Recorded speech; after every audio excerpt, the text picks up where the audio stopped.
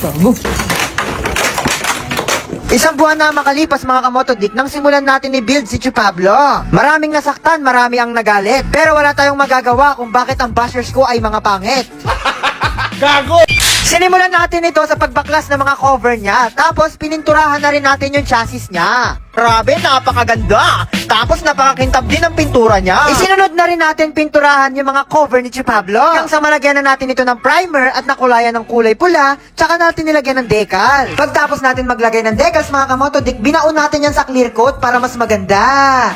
Customized decals nga pala yung pinagawa natin kay Chu Pablo na may name tag niya. Tapos sunod-sunod na rin dumating yung mga pyesa na gagamitin natin sa kanya. Medyo mahirap mag-build pero wala tayong magagawa. Ito kasi yung hilig natin. Sa totoo lang, madali lang sana magbuo ng motor. Ang problema lang, ang hirap hanapin ng mga supplier na dapat magsusupply ng mga kailangan mong pyesa. Lahat ng mga pyesa na nakikita ninyo sa video mga kamotodik, lahat yan ay pyesa ni Chu Pablo. Hindi pa natin nakukompute kung magkano ba talaga yung nagastos natin sa kanya, pero nagra-round na tayo ng 200 to 300,000 pesos. Sa pagbibuild nga pala ng motor mga kamotodik, mag-expect ka na laging magkakaroon ng aberya. Pero masarap naman sa pakiramdam mga kamotodik kapag ka nakikita mo na malapit na mabuo yung motor. Sa part nga pala ng video na ito ay dumating na yung mga inner covers ni Chu Pablo. Tulungan nyo pala ako mag-isip mga kamotodik kung ipapakarbon ba natin itong mga inner cover ni Chu Pablo. Sa part pala ng video na ito ay dumating na rin yung bagong headlight ni Chu Pablo na binasag natin. Mga kamotodik, ito na ang genuine headlight ASI ni Chu Pablo na binasag-basag natin. Sa mga nambabash nga pala sa akin, bakit ko binasag yung headlight na yan ni Chu Pablo? Matagal nang basag yan mga kamotodik, talagang tinuluyan ko lang. Kung mapapansin ninyo sa gilid mga kamotodik, makikita ninyo yung tint na kulay itim para takpan ko. Yan yung ginamit ko pala pantakip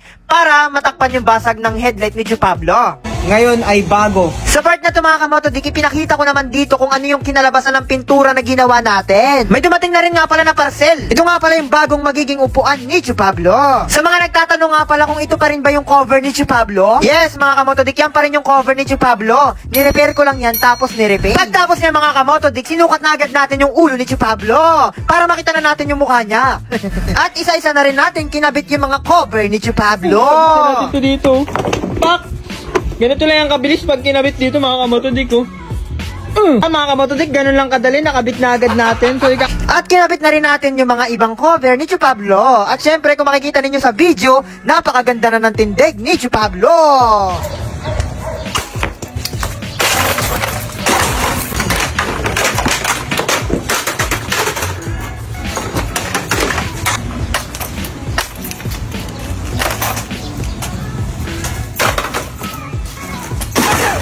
Kamotodik, ito na si Chu Pablo kapag umaga.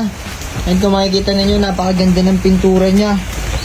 Yun no, konting-konti na lang Chu Pablo. Hintayin lang natin itong taillight ni Chu Pablo mga kamotodik. Yan na lang hinihintay natin. Tapos sabay-sabay na rin natin ikakabit yung mga bagong inner cover niya. Yan yung pintura niya mga kamotodik ko. Pero mas the best pa rin ito. Yan, maganda naman. Mas the best pa rin ito mga kamotodik. Bapingin natin para siguradong makintab at mas madulas. Yan. So, kasi may mga pambapping na rin naman tayo na gamit dyan. Hindi pa natin gano'n natapos si Chu Pablo mga kamotodik, pero kung makikita ninyo, napakaganda na ng tindig niya. Mga kamotodik, ito nga pala yung gagamitin nating disc kay Chu Pablo. So, pipili lang tayo ng isa dito kung saan yung babagay sa kanya. Pag nakapili na tayo ng babagay na disc para kay Chu Pablo mga kamotodik, yung isang disc dyan na ibibigay natin, pwede yan sa Raider FI o kaya sa Sniper. Kaya comment mo na yung motor mo sa baba at baka ikaw na yung manalo ng isang disc na ito. So, let's go! Hanggang dito na lang ang video natin mga kamotodik. Abangan nyo na lang next vlog yung magiging katapusan ni Chu Pablo. Goodbye, Motodik is here. Kita-kita na lang ulit tayo sa sunod na video. Paalam! Tapos ang video mga kamotodik, may pinapakilala ko sa inyong laro kung saan ako kumikita ng totoong pera. Sa Photon Game, dahil sa Photon Game, nakabili na tayo ng ating bagong Ford Raptor. Kaya mga kamotodik, tuturuan ko kayo kung paano maglaro ng Photon Game. Ang paborito ko nilalaro dito mga kamotodik, itong mine. Napakadali lang manalo dito mga kamotodik, iiwasan mo lang yung 4 na bomba. And kung makikita ninyo mga kamotodik, 20,000 pesos yung tinaya natin dyan. Tapos, pipili lang tayo ng gold bar at iiwasan natin yung mga bomba. And kung makikita ninyo mga kamotodik, yung 20,000 natin, naging 63,000 na kagad. Ganun lang kadali. Naging 63,000 na kagad. Yan, napakadali lang maglaro nito mga kamotodik. Nasa comment section ko yung link. Yan nun, dami nating napanalo ng pera na naman. Milyon-milyon na naman mga kamotodik, kakabili lang natin ng Raptor. Sa mga di marunong mag-cash in dyan mga kamotodik, click nyo lang tong plus sign sa taas.